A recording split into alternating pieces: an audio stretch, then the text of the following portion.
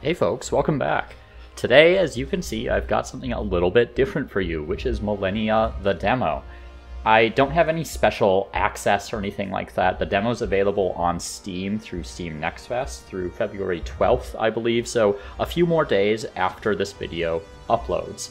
Now, Millennia is a 4X, of course, if you haven't heard of it, being published by Paradox, and I'm finding it very interesting. It synthesizes a few other 4X ideas and brings in a few new things to the table, at least in my opinion. We'll talk about them as we get through the game. Let's just start a new game for now, and I'll talk a little bit about the setup. So, you have your kind of typical options, so continents, islands, whatever, number of players, map size, pretty basic setup. And you can select your culture. So I'm going to take Sweden this go around. So they get this bonus that is plus influence. So influence basically affects the rate at which you bring territories into your sphere of influence in your cities. I'm not sure if those are the right words. Obviously, I don't know the lingo for this game. So what's really interesting about this game, and something that I'm finding myself really enjoying before we get started, is your country choice doesn't actually matter that much. And that may seem odd. Why do I say that that's a good thing, or that I'm liking it? I find in games like Civilization 6, and to a lesser extent, Humankind, that it feels off sometimes. So for instance, let's take a really extreme example in Civilization 6, where I'm playing as Mali, right? Well, Mali gets all these bonuses to the desert terrain, right? So what happens when you spawn in terrain where there's no desert? Well, you're just screwed. You don't really get the bonuses that your culture started out as. And it doesn't view history, and it doesn't view cultures as these sort of ever-evolving living organisms. Instead, it views culture as this like static thing. And what I appreciated to some extent about Humankind is that your civilization evolved over time, right? You picked different bonuses and adapted as the game goes on, which I really, really enjoy about Humankind and why I played it so much. However, it felt very incongruous at times, right? So in one era, you're the Harappans, and then in the next era, you're whatever the next culture is, the Greeks, and then you're the Norsemen, whatever it is. All these cultures that really have nothing to do with each other. So what's interesting about this is that there are various ways in which you evolve your culture that are inspired by human history, but aren't actually tied to one specific historical culture. And that allows for you to develop your civilization in a way that feels more congruent with the situation in which you find yourself. So with that being said, let's get this started, and I'll see you in a moment. All right, so here we are, and you can see we have our starting city, which seems to be randomly selected from the list of available city names for whatever culture you chose at the start, which I like. I like that your starting city is not static. But you start off with a city. You don't get a settler or anything like that. You don't get to run around and choose. You just start with it in a location. I will say this may be a criticism on my part. I feel like this has been resolved by some other games, this particular aspect of 4X. It makes it really sensitive to where you start, right? Because if you get a really crap starting location, you're just SOL. But anyway, let's get into this. So we have these units right here that we can start scouting around with. We'll start talking about a few of the mechanics in just a second here. So first things first, this city right here.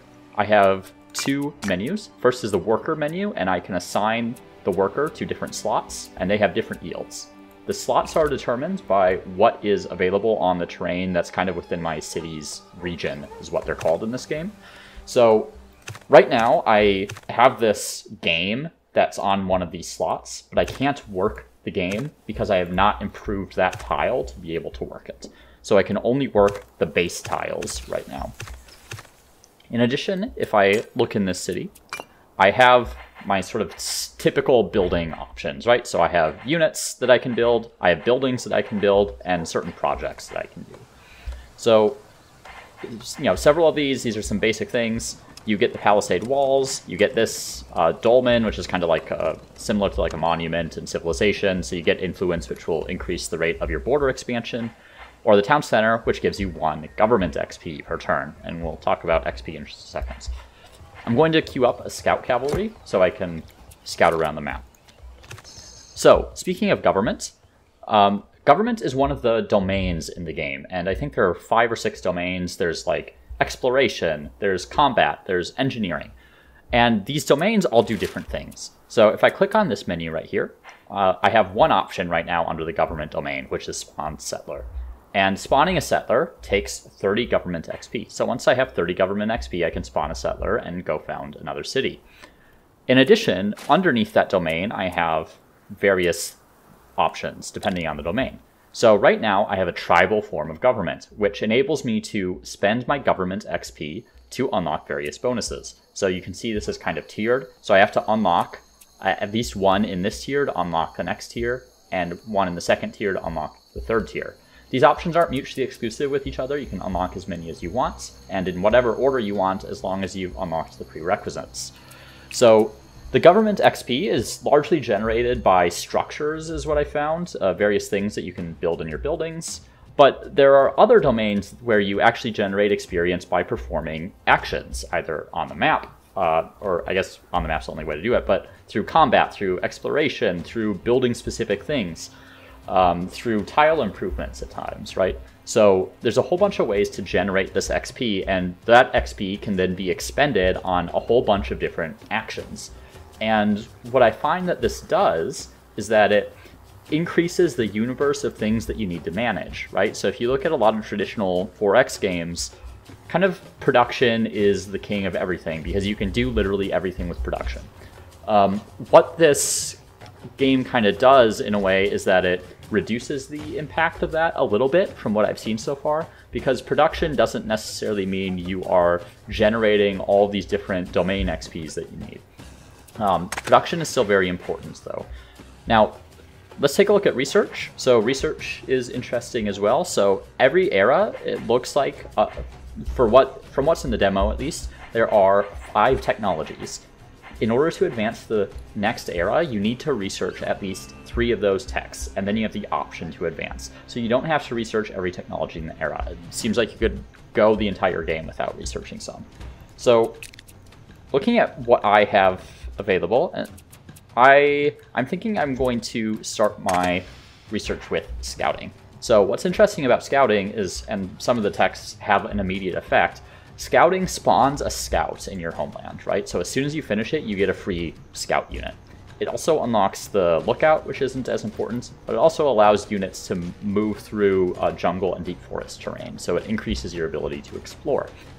Likewise, if I research workers, this gives me +8 improvement points, which we will talk about in just a second. Farming unlocks some tile improvements.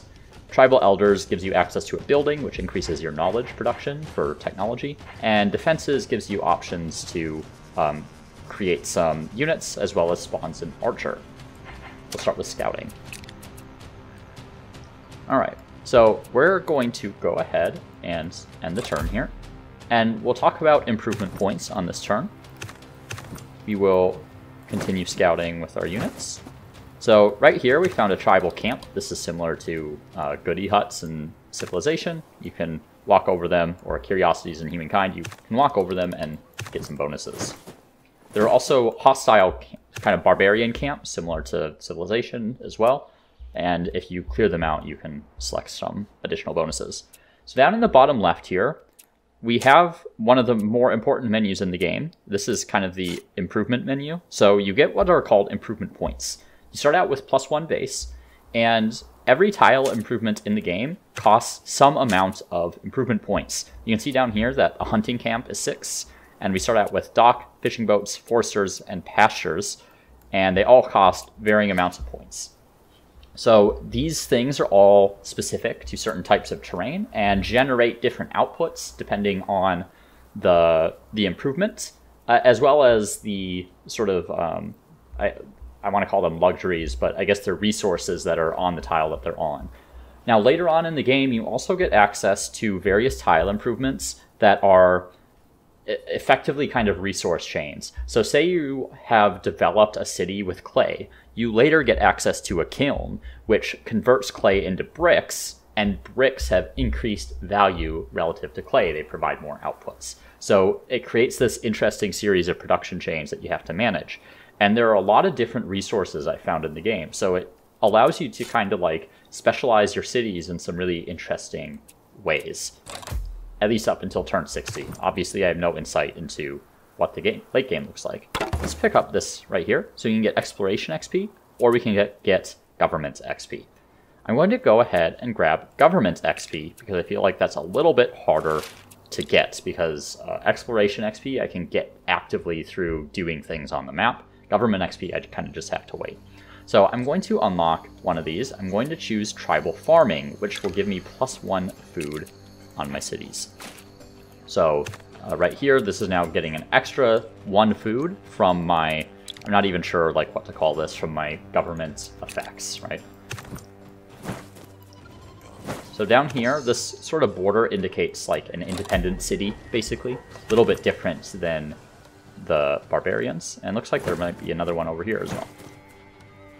All right, so one more turn and we'll get our scout.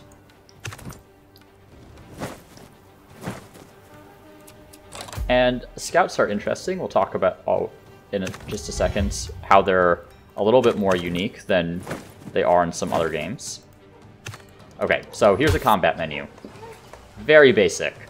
You actually don't have any control over what happens in combat, just when combat occurs if you're attacking.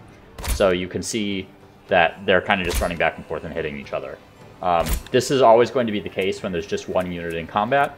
As you increase the number of units, there seems to be basically an initiative sort of system, and they seem to target semi-random units, but you don't really have any real control over your units in combat, which for some people might feel simplistic, but in some ways I kind of like, because it allows you to play the game based actually on the 4X aspects and win the game based on those aspects, rather than kind of like cheesing something through through like being a better warrior kind of thing, right? Or having better tactics, which, you know, some people might not like, but in some ways I feel like makes it a more level playing field, especially with the AI. So we're going to work on our next construction. I'm going to start on this dolmen. So this is basically like a monument, like I said earlier. It provides influence, and influence is what allows you to grab stuff on, grab additional tiles, right? So I forget where I was going with this. So one thing I wish they would improve here is that it's not really clear what tile you're expanding to or why you're expanding to those tiles. I'd really like to see some improvements on that, right? Like, I want to know where I'm going and what causes me to grab certain tiles over others, because right now I have absolutely no insight into how that works. So I would really recommend that issue getting resolved going forward. So we have this culture now. This is another ability, allows us to do various things. So right now we only have 3 options. We have create town, local reforms, and raise army. So the culture powers that are available to you will depend on a variety of factors. In the early game, it's going to depend on which domains you've unlocked, and the domains that you've unlocked depend on the actions that you've taken up until that point, as well as sort of the culture, how your culture develops as you go through the game. Eventually, you'll have the option to pick some other cultures, I guess you could call them, and they'll unlock specific culture powers. Right now, what we're going to do is create a town. And we're going to go ahead and put it right here. So this will help expand our borders on the next turn, is what I found typically. It's not really clear how that works entirely. But later on, we'll have the opportunity to upgrade this town, and it'll provide some bonuses based on improvements around it of the same type. So for instance, if you had a bunch of farms, you can have a farming town and it'll generate some extra money based on the number of farms around it. Okay. So there we go. You can see our borders just expanded there. I haven't found any yet, but there are basically landmarks in the game. And landmarks kind of start off with a big question mark over them and have to be discovered. And they can only be discovered by scouts. So I'd have to say I had a big question mark on this thing. I'd walk up next to it, take an action, and it would give me some exploration XP as well as some other benefits. Here, I'm going to go ahead and take these improvement points because I would like to start getting hunting camps. So you can see I have a whole bunch of game around here. So I am going to start building hunting camps. I'm going to concentrate them around the town at first, just in case I kind of lose track later. I can change the specialization to hopefully benefit from that. Meanwhile, I'm also going to take this community projects, which will give us +1 improvement points. So you can see I get a base of +2 government XP per turn, so that's just part of your starting city, basically. Let's take a look at assignments here. So I'm going to take that guy off grassland and put them on deep forest, because this is producing 1 production and 1 food, which will speed up my production of the dolmen pretty significantly, as you can see, by 3 turns. The yields in this game feel... The curve on the yields feels a little flatter. It's really common to have just tiles that are, you know, 1 food or 1 production or 2 food, right? Like, there's not as much variation as there is in something like Civilization, where you can have, you know, a starting tile that has like 4 food and 2 production kind of thing. Okay, so I feel like actually farming's not going to be that important for me. It's because I don't have that much to farm right now. I'll have this grassland later, but you actually can't build farms on this scrubland here. And I have plenty of food from game at the moment, so farming, not particularly necessary. Defenses, I haven't really found anyone I need to defend against. The tribal elders could be okay with this council building. The workers would also be useful with the clay pit and some immediate improvement points. Now, one criticism I have right now is that if I, say, hover over this hunting camp, I don't get any information about what outputs it produces or the tile restrictions on which I can place it. You kind of just have to know it. So one of the things with the clay pits here is that the clay pits can't be placed on the scrublands. And it doesn't tell you what the outputs are for the clay pit either. The clay pit provides you 1 production and 1 improvement point per turn when you have someone working that clay pit. So, you know, I could only build 1 clay pit, but it would help improve my production. Now, alternatively, I could try to save up for a forester, which would also help improve my production. So, research, maybe I go for tribal elders and try to get that knowledge. Because right now, I can keep going on hunting camps, and that should probably be sufficient for the time being. In fact, I don't even need a hunting camp right away, because I want to keep 1 person on production to continue to speed up my my production, I guess, my building. So you can see several of these kind of independent cities. I don't know if I've seen this many before. There's quite a few nearby. So we'll continue exploring with the scout, and hopefully I can find one of these, like, wonders or whatever they're called soon. Okay, so I found a village here. So I can get exploration XP or scout cavalry. I'm going to go ahead and get a new scout cavalry, because that'll increase my ability to find more stuff. So you can see a whole bunch of new resources opening up down here.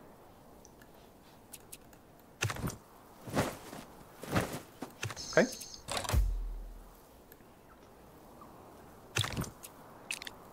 At another nation somewhere down here, it looks like.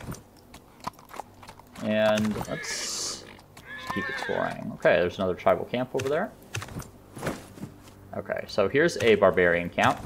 It's pretty tough to break in there with 1 or 2 units. You're typically going to need a kind of a full army, is what I found. So we're not going to try. We'll wait until I have some reinforcements. And unlike in other games, you actually, at least until you unlock a certain domain action later, it seems like you need to be in your own territory in order to heal your units. I'm going to get this freebie archer. Right now I have no way to produce an archer, and they're quite useful because they're able to fire over certain obstacles on the battlefield. So for instance, if I look at this palisade wall right here, when there's a defensive structure like the palisade, your units actually have to destroy that defensive structure before they can attack the units that are behind the defensive structure, right? So it makes melee units unable to attack units that are behind a palisade. Archers can fire over that. They're of course weaker in melee. So we have this undiscovered right here. So next turn we'll be able to discover that, and we'll get a little bit of exploration XP. Now, as you might expect, I've not been paying attention to my improvement points. So first things first, I am going to grab a forester right here. So if I go in here, you can see this forester produces logs, which provides 2 production. So I'm basically trading 1 food for 1 production here. And later on in the game, I'll actually be able to make use of the logs by kind of upgrading them essentially into lumber with another tile improvement. So right here, I can choose between knowledge or culture. I'm going to go ahead and grab knowledge, as that will expedite our next research. And we're going to pick up workers for some improvement points and access to the clay pits. Additionally, I'm going to take this discover landmark. So I get a mysterious jungle. So I get +5 exploration XP, +1 discovered landmarks, and +10 combat XP. Combat XP is unit specific, so it's kind of like veterancy in other games. I'm going to go ahead and pull that 1 kind of warrior out. And, okay, that's unfortunate that I ran into someone there. I want these guys to kind of link up, and then I can go back over here and destroy this barbarian camp.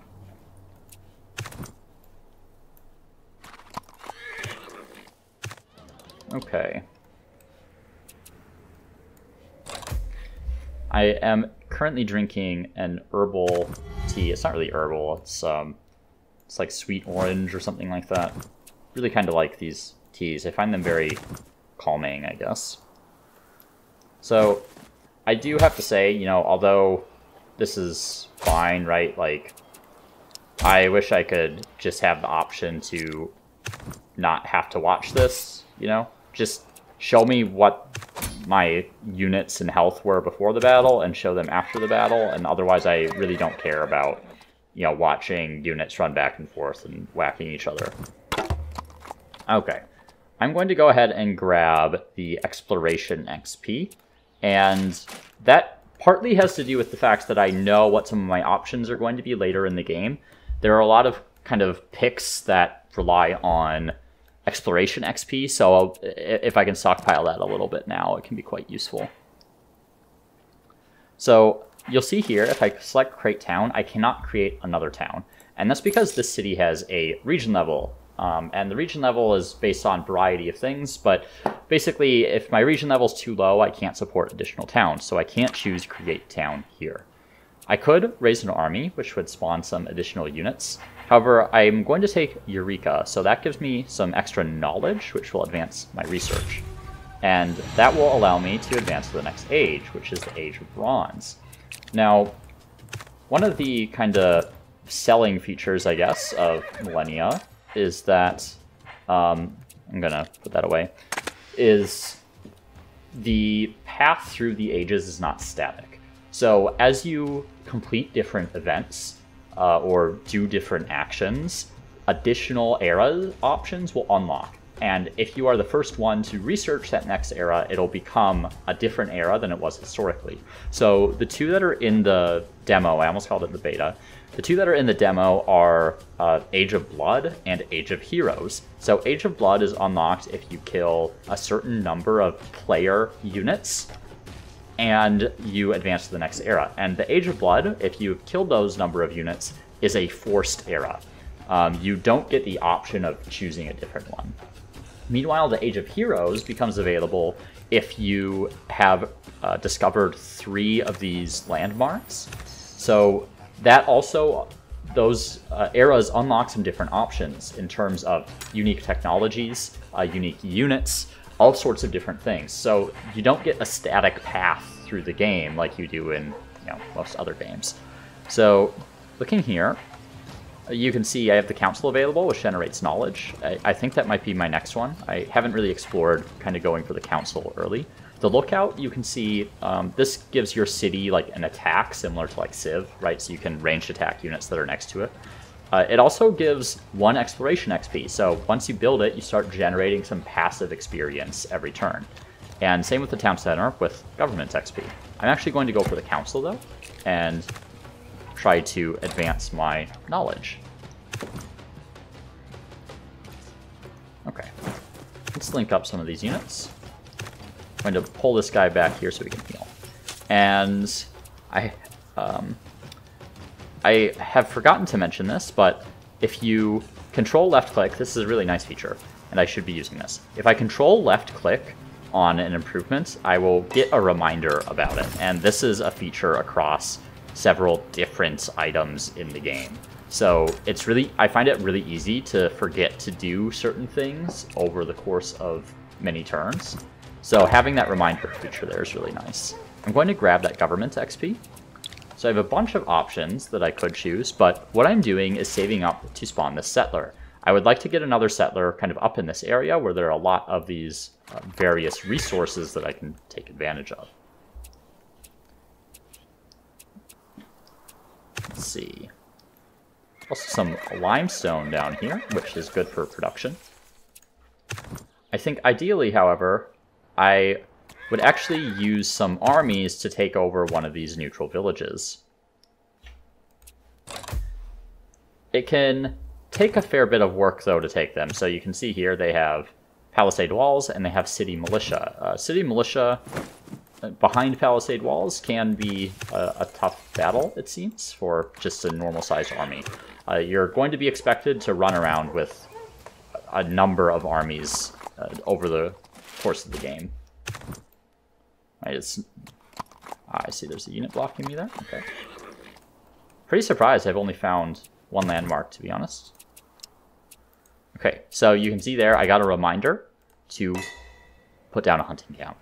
I'm not actually going to do that right now because I don't have anyone to work it, so I'd rather save those improvement points for something later in case I need it.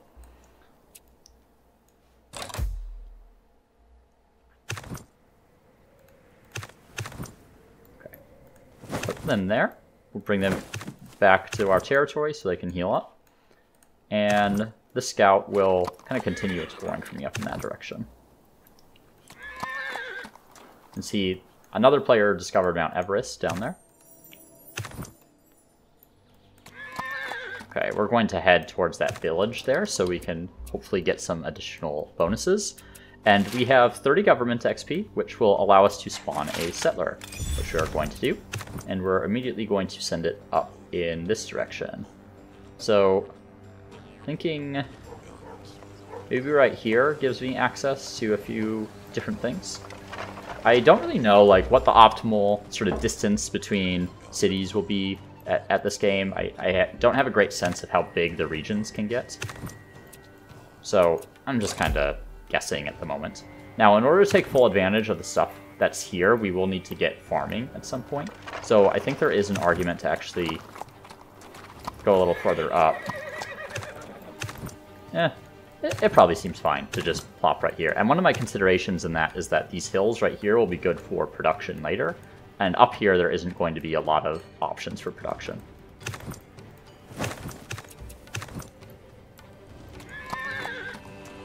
Okay.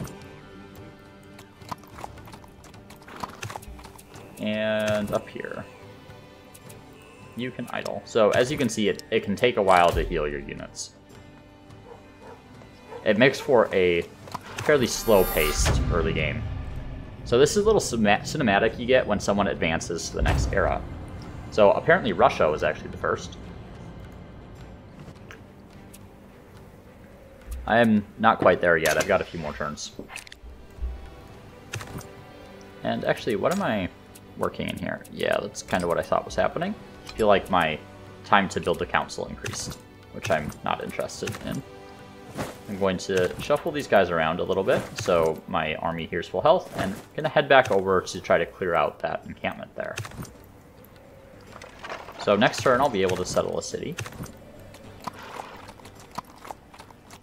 There's another player up here.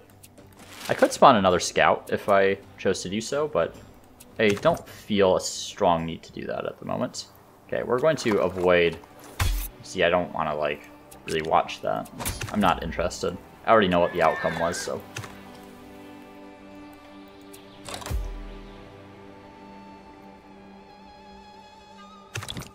Okay. So I'll found our city here.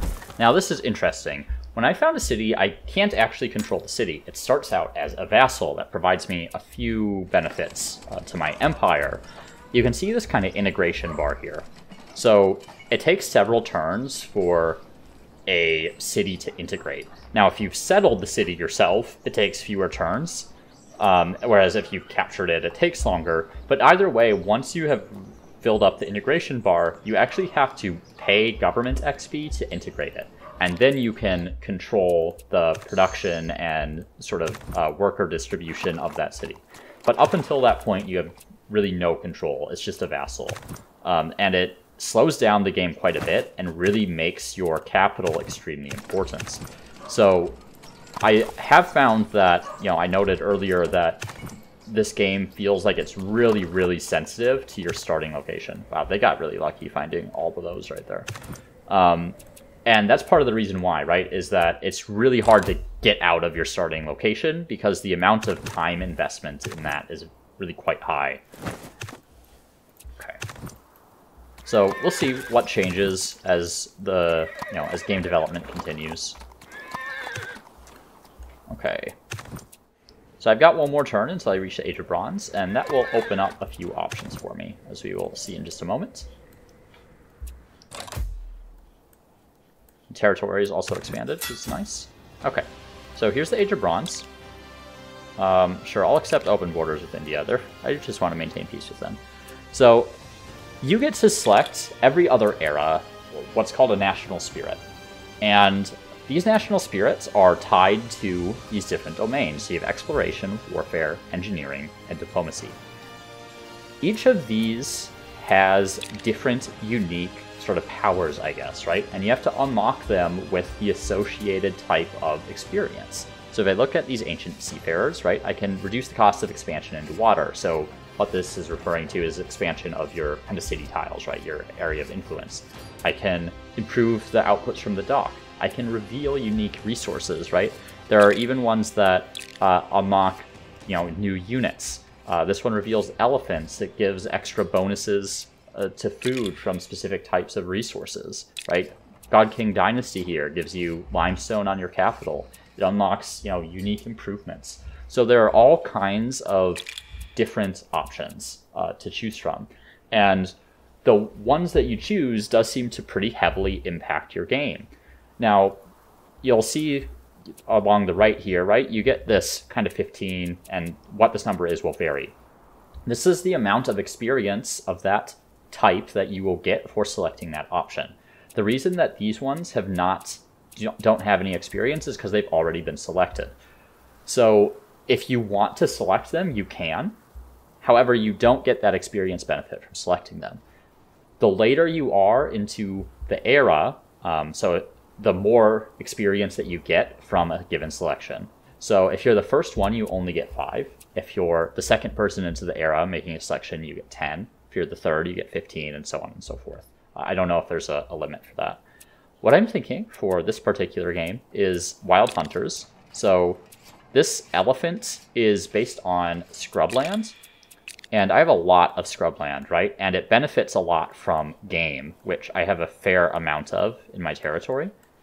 And I don't really see as much benefit to some of the other domains. So, you know, the naturalists, they get the food from foraging unimproved tiles, but ideally you'd want to improve all your tiles, right?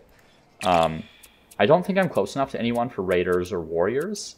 The God King Dynasty is really about like hills and quarries, that sort of thing, which I don't have any of, right? And I mean, I have some hills, but they take a while to expand to, and I don't have any limestone. It's kind of my key limiting factor there.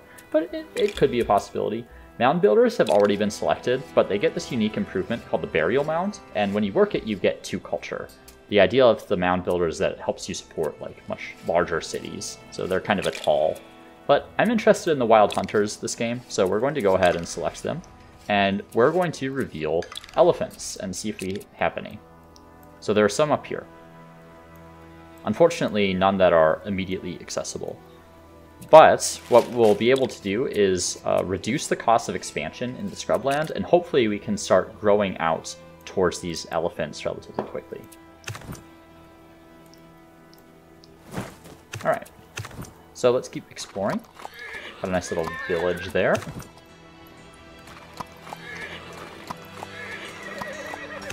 Shouldn't have moved there, but that's okay. So these scouts do have some ability to retreat, which I will show you in just a second if you really want them to. So you'll see here that technology is really open up, right? So some have like very immediate effects, some have passive effects, and some enable you to build units or buildings or whatever. So I think, what am I most interested in? So here's an example of kind of upgrading resources. So you have this mill. So if you have 2 wheat or rice, each wheat or rice produces 4 food. If you have flour, 1 flour produces 8 food. So instead of 2 wheat times 4 food, which gives you 8, you get 2 flour times 8 food each, gives you 16. I apologize, my Alexa is going off here. But you can build these tile improvements to continue to upgrade your resources, basically, which provide you with additional benefits. I'm thinking that officials might be useful for me, because it would give me the option to claim territory. On the other hand, I want to save my exploration XP in order to unlock some of my abilities. So maybe I go for mining, because that'll unlock the quarry, which will allow me to increase my production and build some things faster. So going back to my city here, I am going to build the lookout next, because the lookout is going to generate passive exploration XP, which will benefit me in unlocking some of these additional abilities. Head and end the turn.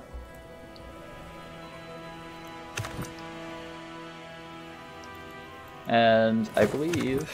oh no, that's still an idle army there. Okay. So, yeah, don't need to watch this.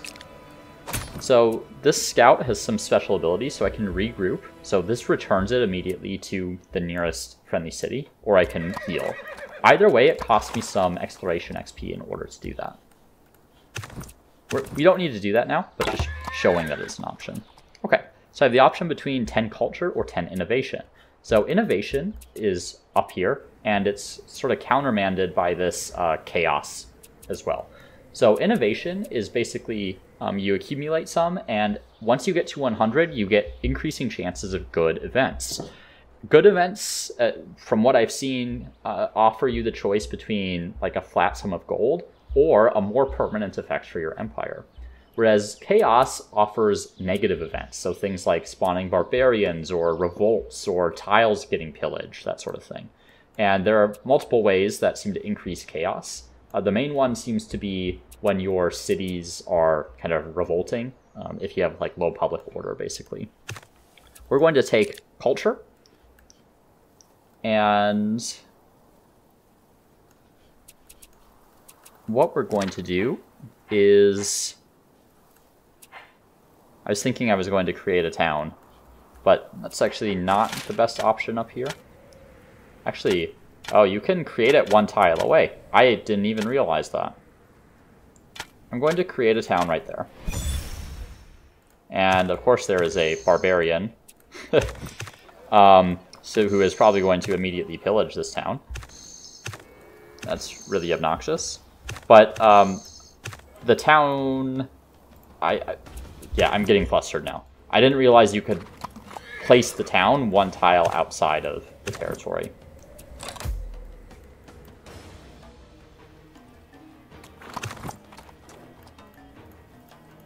So I'm going to bring this guy back. And yeah, I've still got a little bit before I can integrate my second city here, so I still can't really do anything with it. So let's show you the sort of encampment here. You can see it has this wall. So my archers can shoot over the wall. They'll kind of sally out, but my melee units all have to attack the wall. They can't go attack this other melee unit. And battles don't go until, like, all units are dead or whatever. It seems to have, like, a set amount of rounds, effectively. Alright.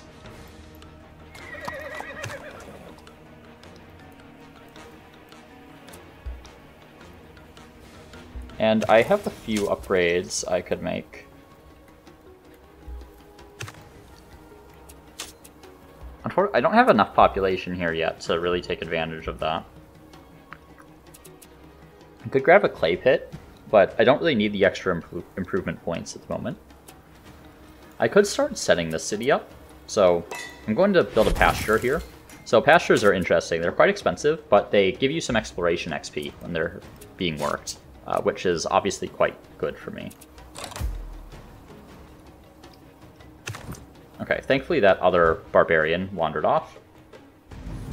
And let's do this battle again. Hopefully we can clear out the camp in this one turn. And I have lost one of my warbands in trying to do so. So as you can see, you know, it's not, they're not just pushover kind of entities. You actually have to make a concerted effort to clear those things out. Check my distribution here.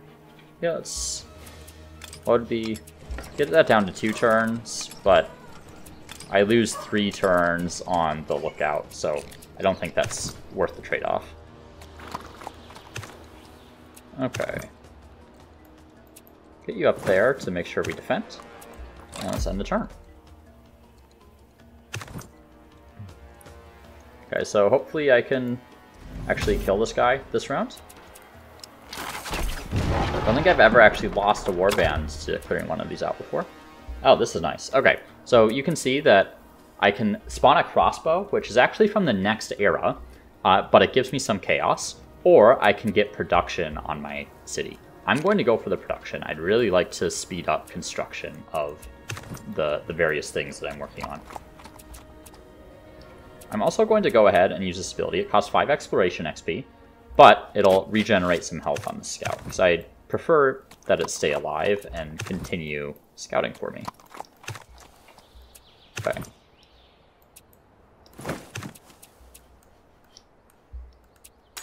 Two more turns until I can integrate my city here.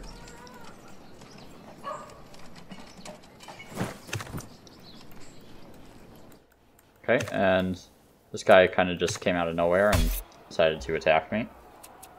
I mean, I knew he was there, but I'm going to pull him out, because if I put him in the city, he will definitely die. Whereas the city is defended by default by some city militia, who I'm pretty sure can handle that.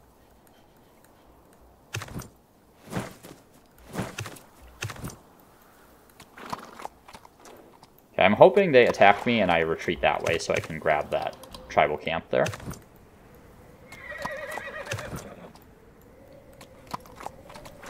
I'd really like to attack one of these neutral cities. Probably Hiroshima right here seems like a nice strategic location.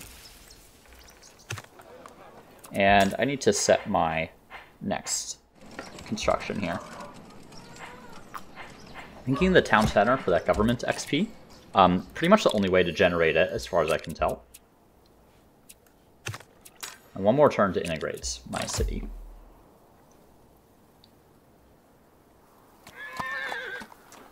Yeah, so you can see they're attacking my city at the moment. And I can get some information.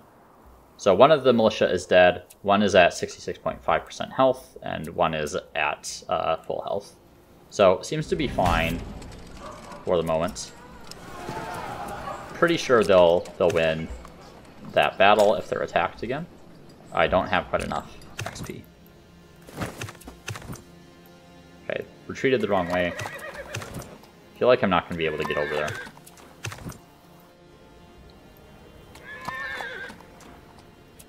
You can see there's a really high concentration of luxuries or resources in some locations.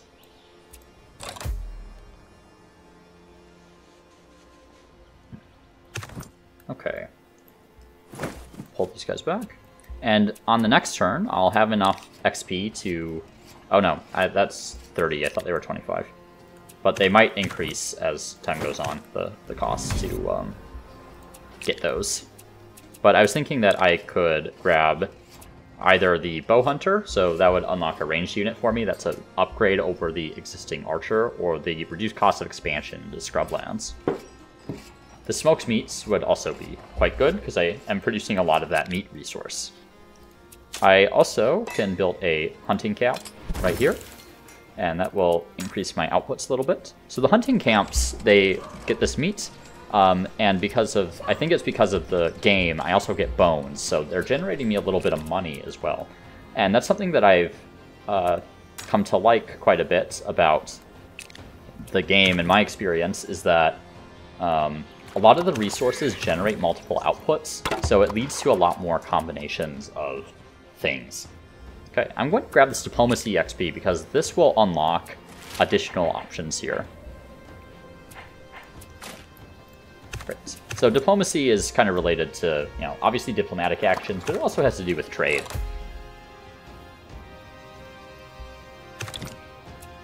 Okay. So let's go up here, and we can discover this landmark. So that'll give us a little bit of exploration XP.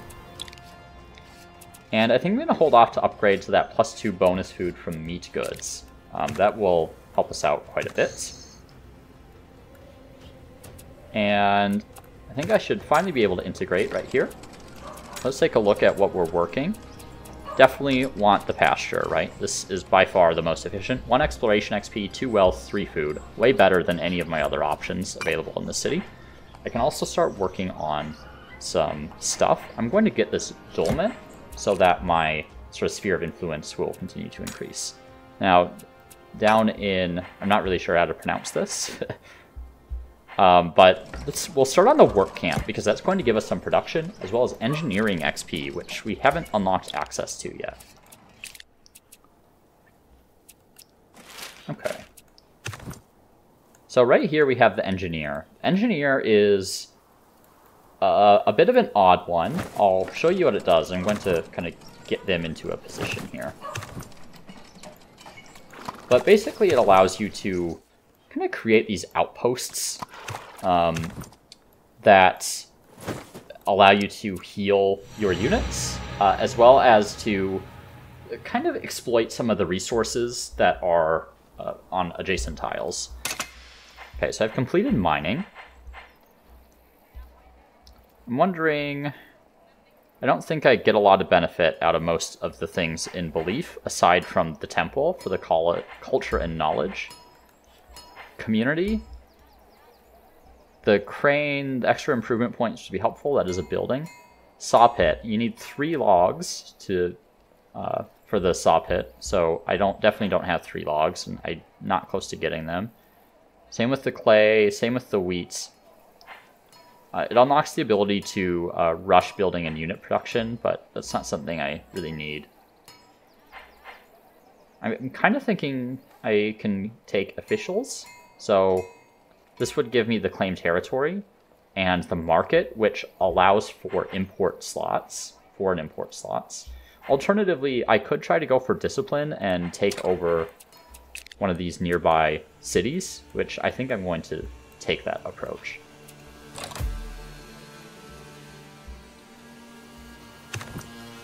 I should also bear in mind that I do need to go back and research agriculture at some point, but that point is not yet. Okay, one more turn and I can get smoked meat, which is... There's also bone tools, which would be another very good one. That's a lot of bonus improvement points that you can get. See if we can explore up this way a little bit. I do kind of wish there were an auto-explore function, but I don't mind managing a few scouts. It's not that bad. Okay. It's going to take quite a bit. I don't really feel like I need the palisade. You know, okay, so there is this unrest, and I'm actually starting to generate it right now. You really have to manage this, because you can start generating a lot of chaos, and you'll get into like these weird chaos spirals where you just have like constant barbarians at your borders and all your tile improvements are pillaged and all that kind of stuff. So I'm going to start working on the city guard, and you can see on that sort of bottom line of its stats that it has unrest suppression 8. So this will reduce my unrest growth. I've been really bad about keeping ahead of that, but it is better than the suppression that you get from the other units, as you can see. So I want to get that city guard in there so that I don't have a bunch of unrest that I have to deal with later. Okay. This guy up here, and we'll plop him down next turn.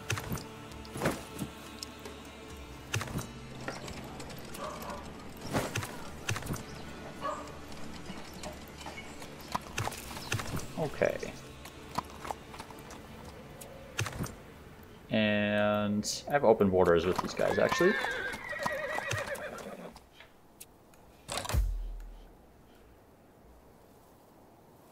Okay.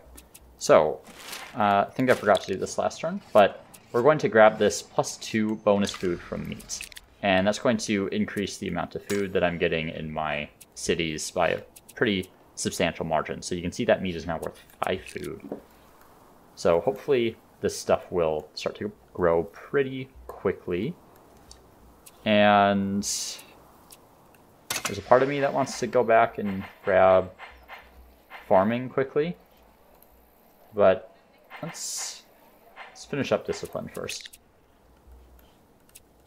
Obviously with military units, just kind of, oh, I forgot I was going to found him, but he's not a scout. He's a unit that actually has other purposes. Uh-huh. So there's a landmark. So, I believe... Yeah, so I can now advance to the Age of Heroes. So the Age of Heroes requires 3 landmarks to have been discovered by the player, right? But I have to be the first one to get there. If someone else beats me to the Iron Age, there will be no Age of Heroes. So bear that in mind, that if you want to control kind of the age of the game, you have to be ahead on technology. So we'll see if I can get it. It is a little interesting and will be different than just advancing to the normal Iron Age. Kind of can show off some of the features of the game. But we'll see. We will see. Okay. So down here, just a bunch of fish. I do feel like coastal tiles, if there are tuna or fish, could actually be viable in this game, unlike in a lot of other 4X games. So I'm looking forward to actually seeing that play out.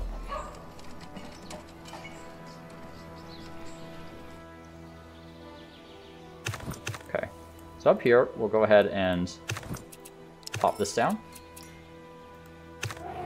And I can put these trading posts down, and that will allow me to generate goods from those tiles. I'm not going to do that at the moment, but it is an option. Okay, I am going to pick up a pasture here so that I can keep getting that exploration XP. So we'll grow in that city fairly soon.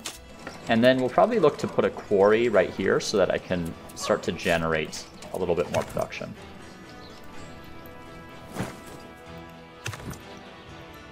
I'll pull this guy back.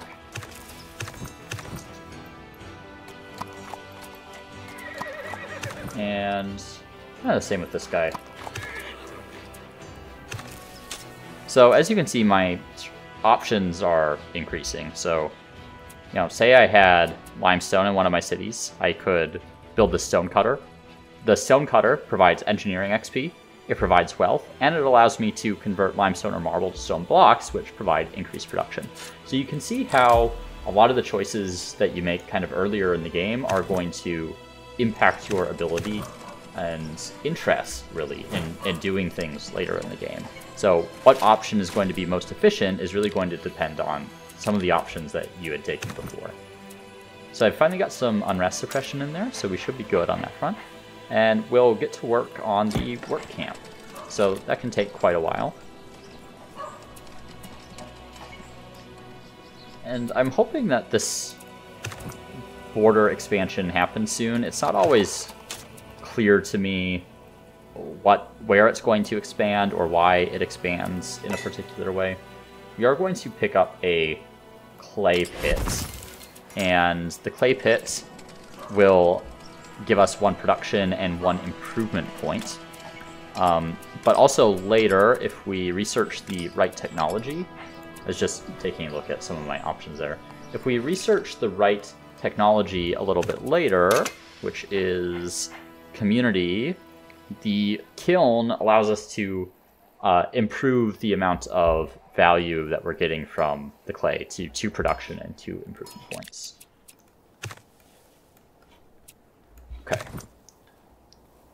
So we're going to bring some of these scouts back. They're not really that useful anymore, but I can promote this guy to a leader. So these leaders, you can embed them in an army, and they increase the effectiveness of other units in that army.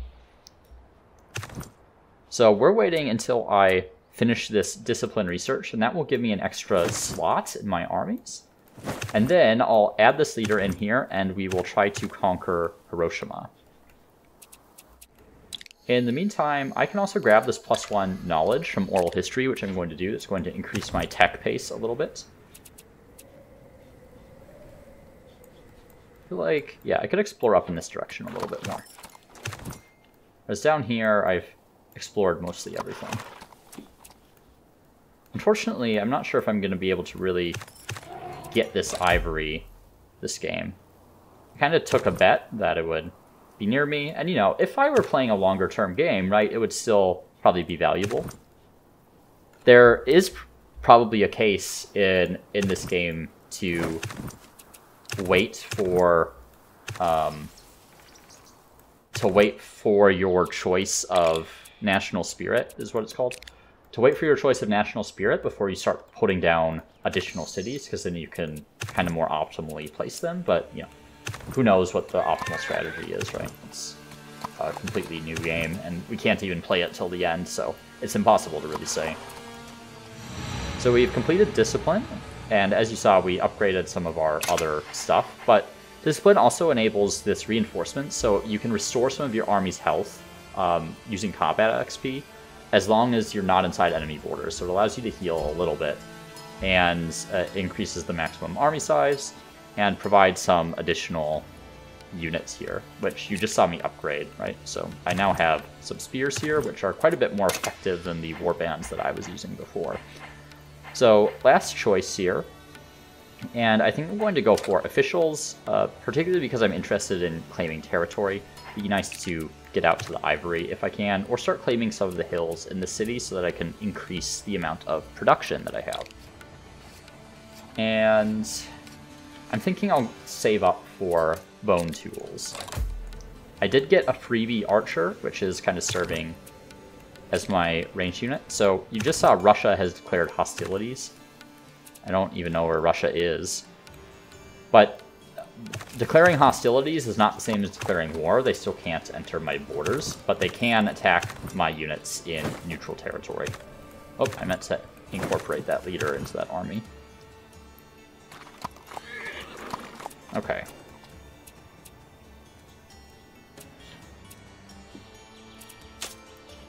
So we're already at turn 38, so we've got about 20 turns left in the demo here. I am just going to make this kind of one long episode. I don't feel the need to, like, break it up for more views or whatever. So I'm going to grab this bone tools here, and that's going to hopefully increase the amount of improvement points that I'm getting, though it doesn't seem to be reflected down here quite yet. Hopefully on the next turn that will update. And then going up that way. We're pulling you back out. And actually, you know, I could go for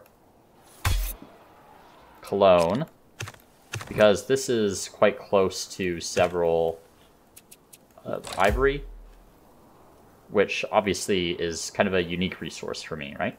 So no one else in the game, unless they've also selected the same culture, which they're, or national spirit, which they're disincentivized from doing so, no one else can see these elephants. I'm the only one. Let's see. I'm starting to get some unrest here, so hopefully we'll finish up this dolmen very shortly. And I'm going to go ahead and grab a quarry here, and that will improve my production quite a bit. So I now have 1 limestone, and that's worth 2 production. And with this stone cutter, I can take that from 2 production to 5 production in addition to generating some other effects. So I'm going to definitely get the stone cutter in Malmo there.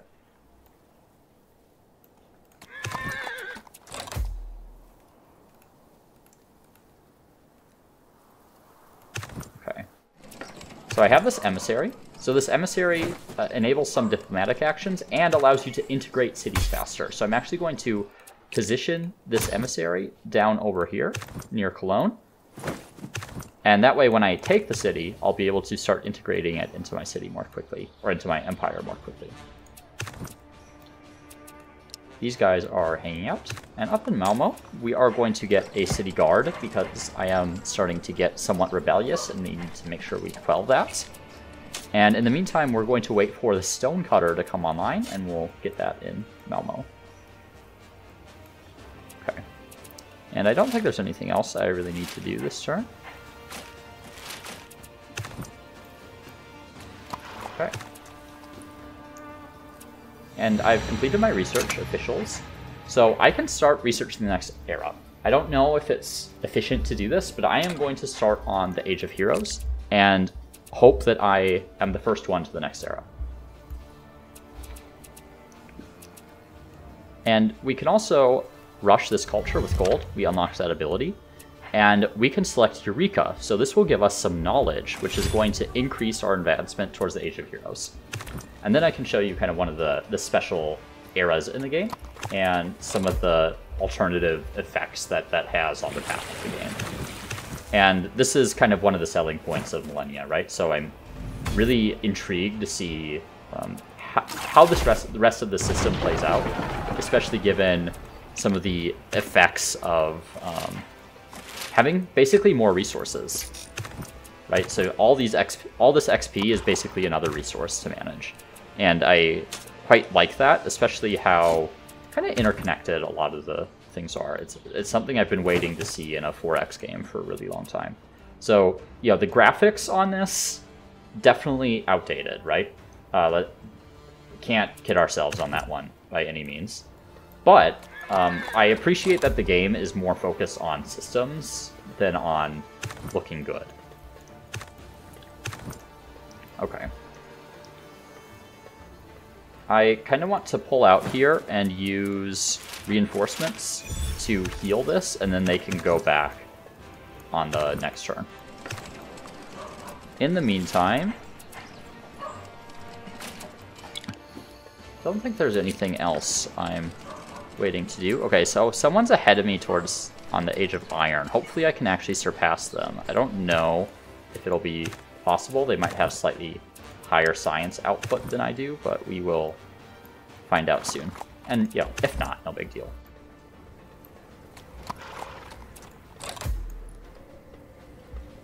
We'll know on this next turn, hopefully. Yeah, I seem to be slightly ahead of the next competitor. No, slightly behind, rather. So I don't really have another way to increase my knowledge, so we're just going to get like a normal Age of Iron, it seems, which is too bad, but that's how it goes. I'm sure there are going to be situations in this game where you like wait for another player to go up to the next era if you want to avoid a particular era. So I'm going to work on the market because that gives us a foreign import slot, and I'd like to be able to show you all that system as well. We're going to take another attack on Cologne here. There we go. And we are going to vassalize. Just keep that envoy out of line of sight for now. And here we're going to get tribalism reformed. So this will allow us to do a peaceful reformation of our government type later down the line. And it gives us 10 innovation and 2 culture. So that innovation is what allows for some positive permanent effects or just accumulation of gold. Kind of a semi-random chance of getting that. Okay. I'm going to bring him down here, just kind of as a distraction for this unit. Already at turn 44. So another 15 turns left in the game or so before my time with the demo runs out here. I mean, obviously I could always start another game if I really wanted to, right? But I'm not going to be doing that for the purpose of this video, of course. So now we're going to bring this envoy down here, and we'll start using its effect in just a moment. So we need 20 integration for that city.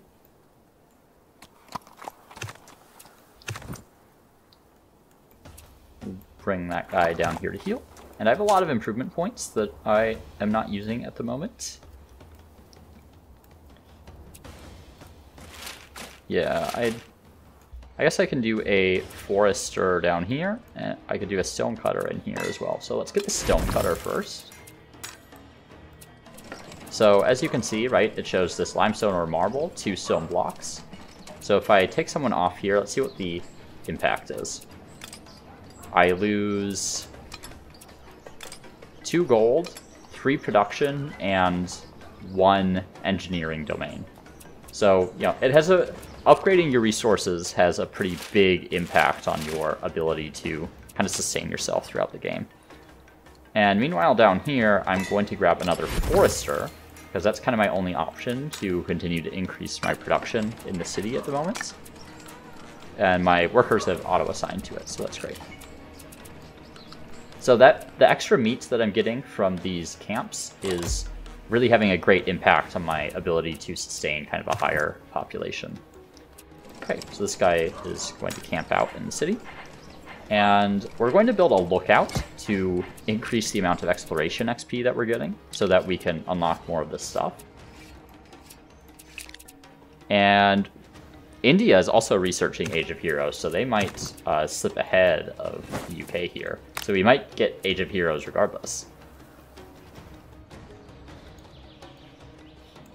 See, I'm looking... There's a barbarian camp I could clear out over there. I could also try to take over another city. Wouldn't be a bad option. These sort of independent cities largely seem like... Oh, did I? No, I put this envoy in here. I feel like I might have done that without explaining it. But basically, you can integrate him into the city, and it increases the amount of integration that you get every turn. So it speeds up your ability to integrate. Okay. I'll just have them wait in Cologne in case anyone shows up and defend that city. Okay, so here we are. This is going to be the Age of Heroes, I think. You can see the lighting in the background kind of changed. Yep, so India got up. So, Age of Heroes. This is a kind of unique age, right? It's a non-default age. So you'll see that we got a hero unit that is spawned, and we can send them to nearby landmarks to do quests. And if you complete 4 quests, you unlock a legendary building. We've also unlocked some additional governments. I think you have to get down the culture line. I'm 1 turn away from being in the next era, so I still have a little bit to wait. Okay, so you can see this is this hero unit right here. I have Beowulf. I'm going to send them up in this direction and go to this legend right here, and they can start that quest. I don't know if I have a way to kind of get another hero. I think if I upgrade units to a leader this era, that'll produce heroes, but I'm actually not sure. Excuse me. Excuse me again. Okay, I'm going to grab that warfare XP. That might come in useful. And here, I'm going to reduce the cost of expansion into scrublands. Hopefully that will increase the rate at which I can kind of expand out towards some of these additional resources. Okay.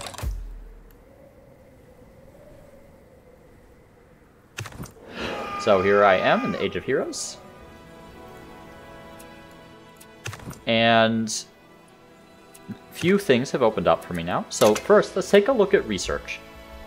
So you can see that there are a whole bunch of options available here. And actually, smelting, horses, and construction are all normally available in the Age of Iron. But there are several options here. I believe glory, storytelling, oracle. I'm not sure about spirituality, but at the very least, these three are all unique technologies for being in the Age of Heroes. So if I look at storytelling, for instance, I have the Hall of Heroes, which gives knowledge and exploration. This paper maker, which converts logs into paper. I have the poets, and I have quests have additional choices. So there are a whole bunch of different options here. What I am going to do, though, is actually go back into some older texts. I'm going to pick up farming. And the main reason I'm doing this is that those technologies are so expensive that it will be the end of the game before I research them. So maybe I'll be able to accelerate that somehow. But for now, it's probably more efficient for me to just catch up on some of the old technologies, particularly farming. So let's continue with this hero here, and hopefully we can get him on some quests. Can also upgrade this archer to a crossbow, and you'll notice you can kind of do that wherever, but that'll increase my combat effectiveness a little bit. And you'll see I have this thing on my domain that tells me a new form of government is available. We have to wait till culture gets full, and then we can do a peaceful revolution. We can do a violent revolution, but that increases chaos, which I would prefer to avoid. Okay. Ah, there's some iron there. Interesting. Let's see. You'll also see, we have this needs right here. So you need to have a certain amount of food and a certain amount of housing. And if you fall below a certain threshold, it'll have negative impacts on your city, particularly on your growth. And the needs that you have are dependent on the population, is what it seems like. So right here you can see my housing needs have just fallen, so I can remedy that by building a dwelling. So I'm going to build a dwelling down in this area, I think. And that brings my needs back up, and will kind of resume normal functionality within my city. Let's see. Yep, I completed the lookout here.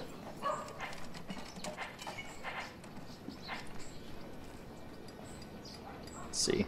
Granary, very expensive to build. Let's get a work camp in here for a little bit of extra production.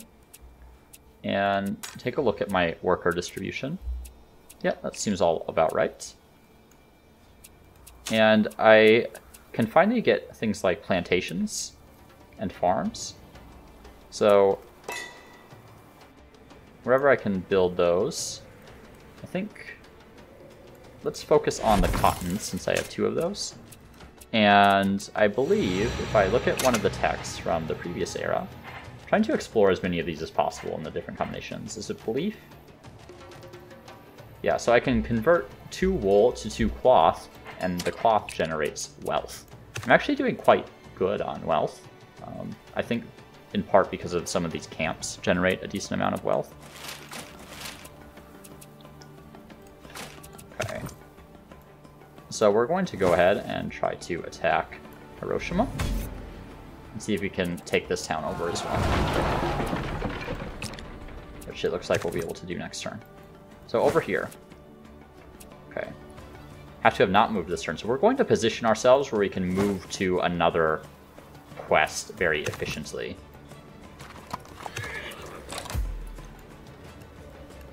So I wish I could describe the effect of the Age of Blood. The only thing I know about it is that it puts all countries at war with each other, but otherwise I don't know.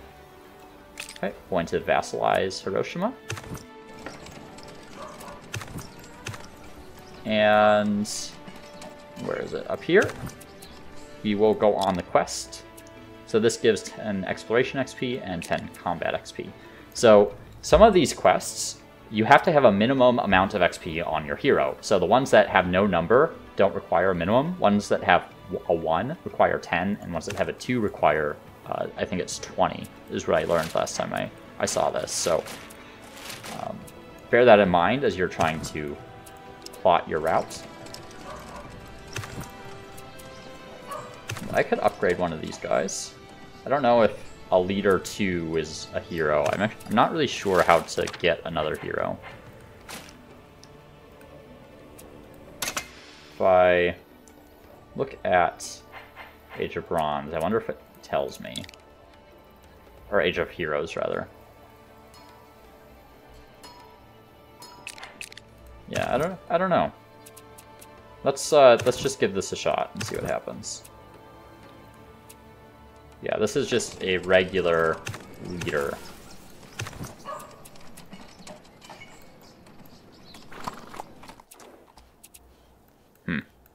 Yeah, I don't know how to get additional heroes. I feel like last time I played, I managed to get some.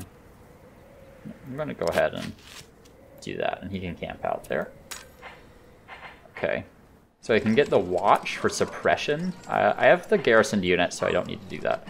Let's get the encampments, and that will get me some warfare XP and some veterancy on the units that I make.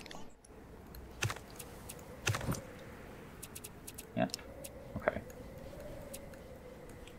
And if I take a look down in Cologne, still need another 4 turns before I can try to integrate it. I shouldn't say try to, you can just integrate it. But...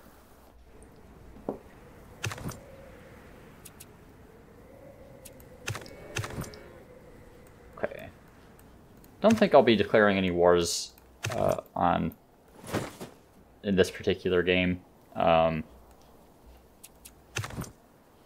Just doesn't seem necessary. I'm still trying to figure out the mechanics. Now, there was the first game that I played, I spawned almost like immediately next to someone, and I did wind up at war. And I didn't find the war quite challenging, but the effects that it has on your empire can be quite difficult to manage if you're not really well prepared for it. Okay, so I can spawn a prospector. Is that worth it over some of these other things? Probably. There's like no way I actually get up to some of these. So what I'm going to do is spawn this prospector, and this prospector is going to go up here, and I'm going to take this special action, and I now have gold here, so I can mine that gold, and that produces quite a bit of money. So there are a whole bunch of kind of special units like this in this game, it seems like. Okay, let's go on another quest. Get government XP and combat XP, or diplomacy XP. I'm going to get the government XP. Seems like the obvious option to me. Then we'll send him down there. And I have some improvements available.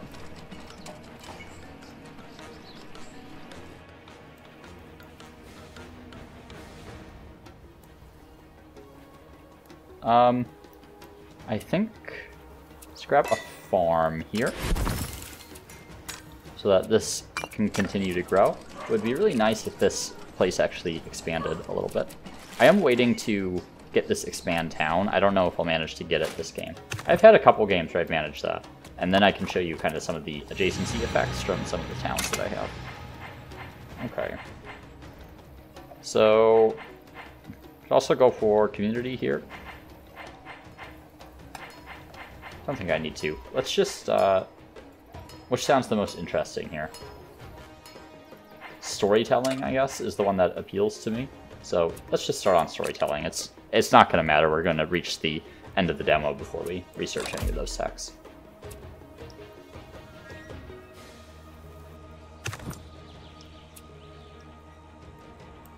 Okay, on we go to Valhalla. Ah, interesting. So I can promote the scouts to heroes.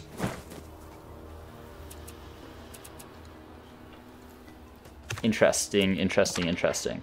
Okay, so I have a ton of money, so I'm going to rush this culture just so I can show this. And I have the option to do Peaceful Revolution. So if I take Peaceful Revolution, I now get to select a new government type. So I have the Imperial Dynasty. And this allows you to build like a palace, basically, and that has some like good effects for, it seems like a single city. And then the kingdom gets some buffs to vassals. There are also some differences in the buff that it gives to the capital. They're pretty similar. I think this game, I played it with Imperial Dynasty and some other games. I'm just going to take Kingdom, I think. Yeah. So we'll take Kingdom this game, and you get your first ability for free here. And the rest of that we're not going to worry about for now, because I need to save my government XP to integrate Cologne.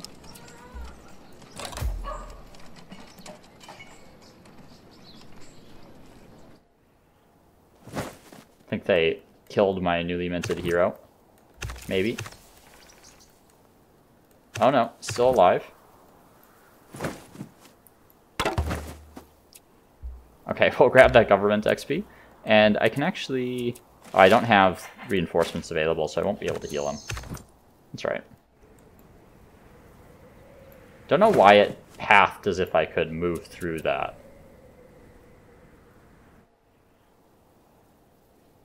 I can also retire this, so that's really interesting. I didn't notice this before. So I can retire it to get warfare XP based on the veterancy. Is that true for all my units? No, it seems like it's just true for the leaders or heroes. Interesting. Okay, so let's integrate Cologne.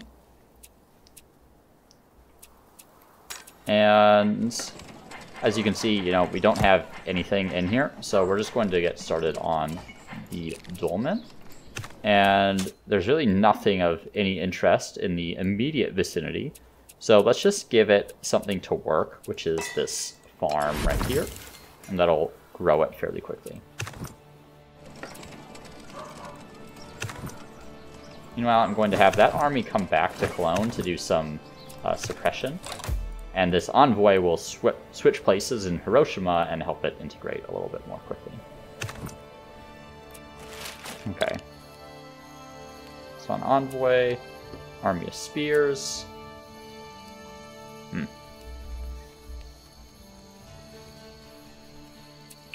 Well, I'll just... How many turns do I have left? 5 turns? Yeah, we're pretty close. I don't really know which one I would go for. The minus 30% spawn settler cost is interesting, because I feel like they're not tightly packed necessarily, but I do feel like a good amount of terrain is taken up already.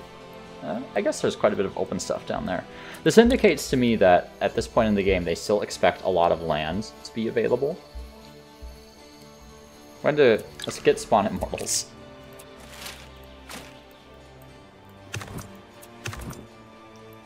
But it doesn't seem realistic to me that there's going to be so much land still available that it seems worth it to have that cost reduction. Seat of power. Okay, that gives the government XP and diplomacy XP. You go for the market. Actually, I think I have the market in here already.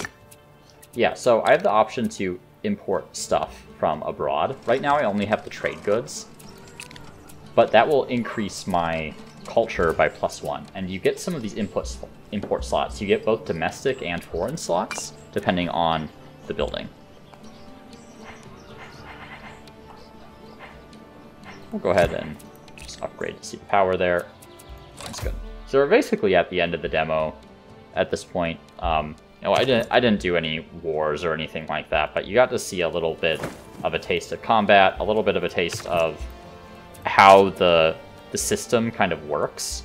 So I'm pretty excited to see where they can take the rest of this, really.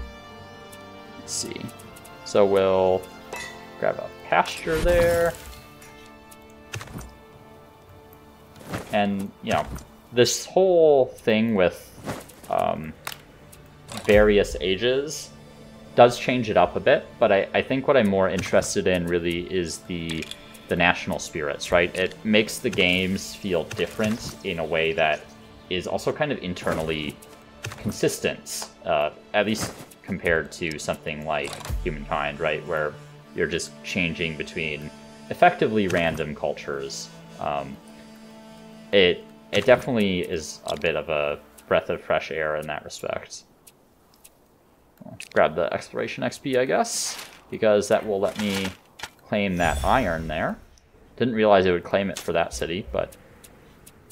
And I can't really build a mine, but that's fine.